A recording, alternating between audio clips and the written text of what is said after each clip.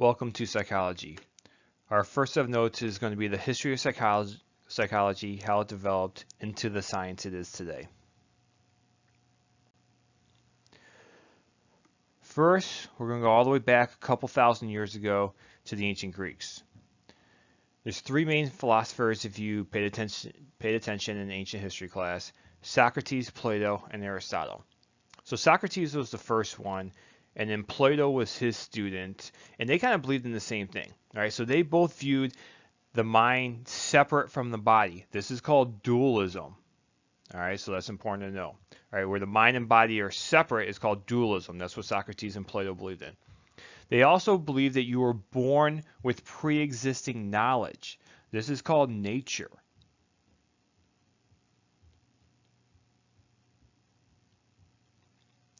All right, so that's important to know, especially nature and nurture. There's a few people that believe in the different ones. You need to know which people believe in nature, which people believe in nurture. The first set of notes, we were talking about the history of psychology, so it's going to be a lot of people going back and, some of the first theories that kind of started psychology. So you kind of need to know like the big things they believe in. So for Socrates and Plato, you need to know that they both believed in dualism and they both believed in nature. Remember, nature is that you're born with pre-existing knowledge. So the way you are, you're born that way. So Socrates was kind of original. Plato was his student. Socrates didn't write anything down, but Plato did. So he's written some books like The Republic, which is common for a lot of college freshmen to read. So you might have to read that in the coming years. And then Plato had a famous student called Aristotle, right? And he kind of believed in the opposite. So he used like scientific observation, and he concluded that mind and body are actually connected to each other, and that we learn from our environment. So learning from our environment is the opposite of nature. That's called nurture.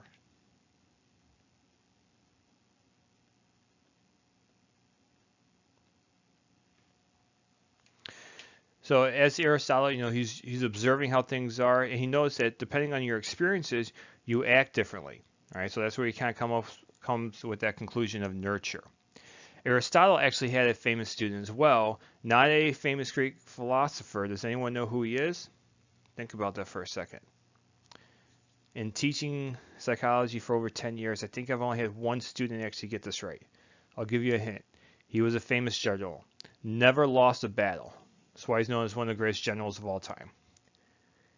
He was Alexander the Great. All right, so a lot of famous people living, together, right? So you got Socrates, and Plato was his student. Aristotle was Plato's student, and then Alexander the Great was actually a student of Aristotle. So remember the key things. Socrates and Plato believed in dualism. Mind and body are separate. And they believed in nature, that you're born with pre-existing knowledge. Aristotle believed that the mind and body are connected, and that you learn from your environment, which is nurture. All right, so modern science, let's skip a couple thousand years. You have René Descartes. He agreed with Socrates and Plato about innate ideas and dualism. All right, so he believes in dualism as well. And he believes in innate ideas. Remember, innate means you're born with, right? So that would be, is that nature or nurture? If you said nature, you would be correct. So René Descartes believes in nature, and he believes in dualism. Charles Darwin is someone you've probably heard of before in your science classes because he believed in natural selection. So I'm sure you guys all heard of evolution, the book that he wrote. So he believed in natural selection, which is the process by which genetically heritable traits become more or less common in a population over successive generations. So any trait that you have that is an advantage to you, those traits are going to reproduce because they give you an advantage. So an example of this would be like during the Industrial Revolution in England, things became very polluted. Things became darker. So the moths, the light-colored moth, actually started to die out because it stood out in like the black, dark background, where the darker moths blended into all the pollution around it and actually survived, right? So that would be natural selection.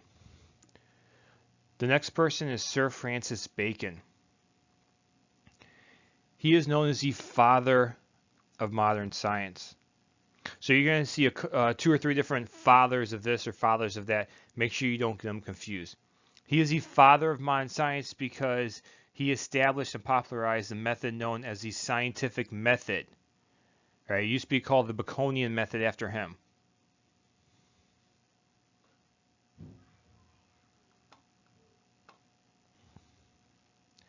You guys should have all heard of the scientific method. You pretty much have been taught it in every science class you've ever been in. And we'll talk more about that in the next set of notes when we talk about research. The last person on this slide is John Locke. He believed the mind was a blank slate, also known as tabula rasa, which means we're born without innate ideas. Remember, innate ideas means ideas you're born with, and that knowledge is gained by experience, right? This is also known as empiricism. So this is this nature or is this nurture? Think to yourself. If you said nurture, you are correct, right? So remember, nurture believes you learn from your environment. So that's what he's saying here, right? So you're born with a blank slate. You're not born with pre-existing knowledge. Everything you learn, you've learned through your environment, through your experiences that you've had. So a couple keywords to remember that. So nurture could also be called other things, right? The blank slate, tabula rasa, and empiricism.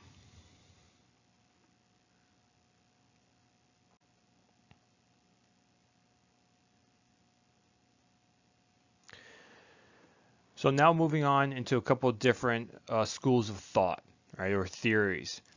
One of the first ones with psychology, in modern psychology, is structuralism. Right? This was developed by Wilhelm Wundt. Wilhelm Wundt is known as the father of psychology. That is extremely important to remember. Right? So we talked about there's a couple different fathers you have to remember.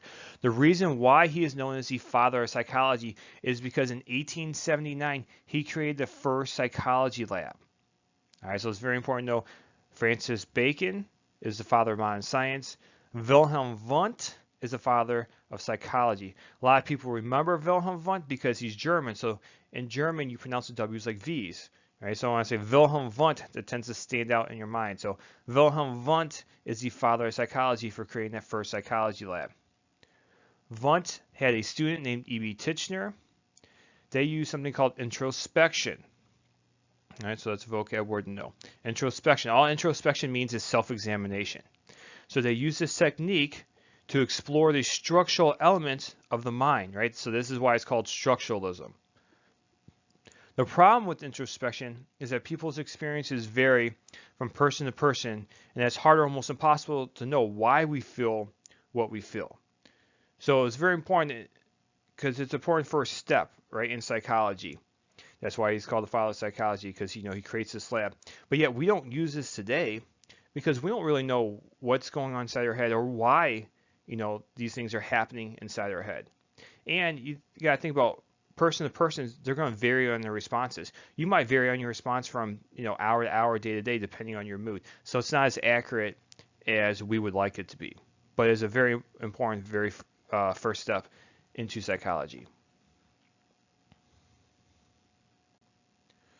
Functionalism. So the main functionalist we talked about is William James. He focused on how our mental and behavioral processes function, how they enable us to adapt, survive, and flourish. All right, so that's why it's called functionalism. So pretty much all these different things we do, the way we act, the way we think, he said they each serve a purpose or a function. All right, so everything we do has a purpose to it. And so he explored, what that purpose was or why we do that, right? What the function was of that behavior or of that mental process. Later on in the year, we're going to do a unit called motivation emotion. And one of the theories in emotion is the James Lange theory of emotion. And so the James part of that theory is William James, so you can remember him for later on. You're going to notice that in psychology how things seem to pop up throughout the year, right? It kind of builds on, each unit kind of builds on the last one. And so that's why it's very important to pay attention throughout. So Mary Calkins, there's only a couple of women we talk about in psychology, in the history of it, and pretty much throughout the year, which is definitely different now. In modern psychology, 2/3 of people majoring in psychology are women, but that wasn't like that throughout the history of psychology. Mary Calkins is one woman that you definitely need to know. She was she applied to be a PhD student in psychology at Harvard. Well, James was the professor there, and he allowed her in the class. Right? This was not a popular decision because men and women did not take classes together at this time. So all the men dropped out. Right? So Mary Calkins took the class by herself pretty much, just with William James. So at this time, women and men didn't even go to school together.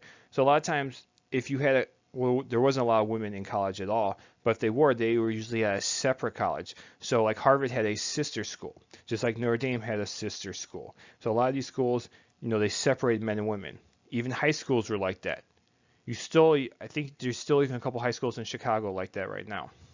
So she does all the work to get her psychology PhD, and Harvard says, no, we're not going to give it to you. So they offered her like a degree, and they offered her one from the sister school, but they refused to give her a Harvard PhD.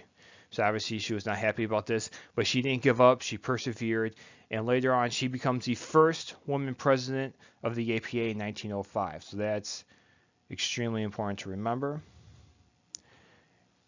The APA, you guys should have heard of before, like APA style of writing and citing. APA stands for American Psychological Association. So she is the first woman president of the APA, and that is 1905. A couple other famous women. We have Margaret Floyd Washburn. She is the first woman to receive a PhD in psychology in 1894. So there's not a lot of women we talk about. Like I said, don't get them confused, right? Washburn, first PhD. Mary Calkins, first APA president. So on your test, if it said she did this, please don't choose one of the male options. There's always students that do that. Use your test taking skills. Realize if it says she, the answer is going to be a woman, and it's probably going to be Washburn or Calkins. The other person is Ludwig Hollingworth. So in 1920, she challenges the dogma that women are inferior to men. All right, so this is 100 years ago. It was common thought that women were inferior to men, not only physically, but also mentally. And so she challenges this. She says, if you give us a chance, we can do anything you can. We just need the chance to actually do it. And so you see a lot of women movements at this time. If you paid attention in U.S. history class, you would know this is the time that women got the right to vote. All right, turn of the century consciousness. So we talked about Wundt, Titchener, James. The other main person that deals with consciousness is Sigmund Freud, or Siggy as his friends called him.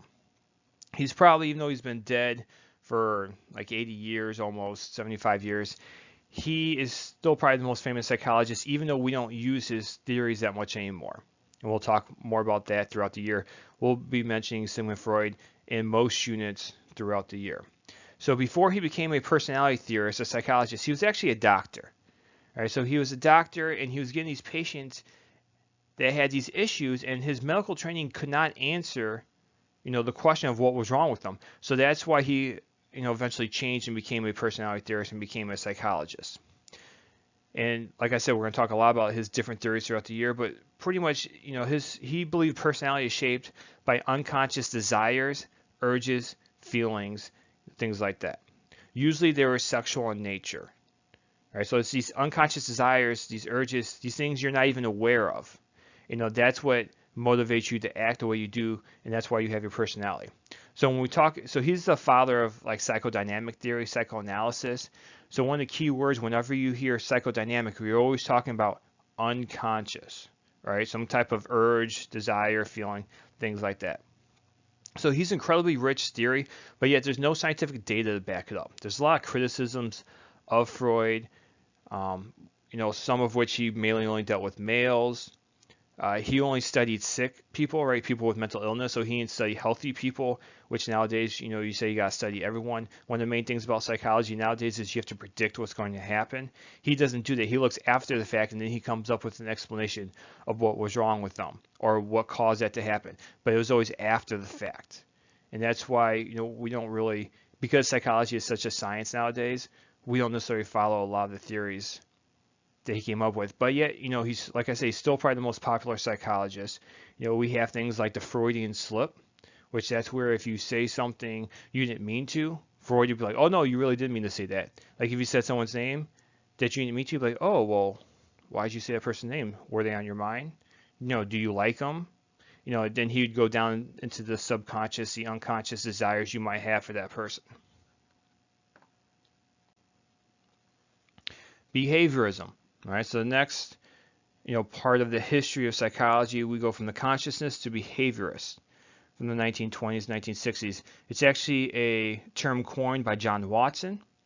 And John Watson believed you could condition someone based entirely on experiences. So he did a very famous experiment called the Baby Albert experiment. So you don't necessarily need to know every single detail of this experiment, but make sure you know that he did this experiment and kind of what came out of it. So what he did, he got a 9-month-old baby and briefly exposed it to a white rat, rabbit, dog, monkey, burning newspapers, all kinds of different things. The baby had no fear, right? Baby was not scared of any of those things, right? Because fear is something you're taught, right? That's a nurture thing, like phobias people have. Most of those have been concluded to be nurture. You've learned to become scared of those things. So what he did, 2 months later, he brought that same baby back, exposed them to all the same things, those white rats, all that stuff. But this time, he made a very loud noise as he exposed the baby to those objects. So after doing this a few times, the baby Albert started to associate the rat with the noise and became scared as he saw the rat, right? Because loud noises are something you are naturally scared of. So now whenever he saw the rat and the other objects, he became scared because he associates the noise with the rat. So, this is what he's talking about, how he can condition someone based entirely off experiences. He can make that baby afraid of something he wasn't before based off his experiences.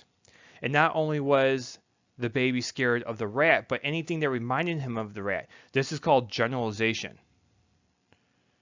All right, and this is, we're going to do a whole unit on learning at the end of the semester, and that's one of the terms we'll talk about, generalization.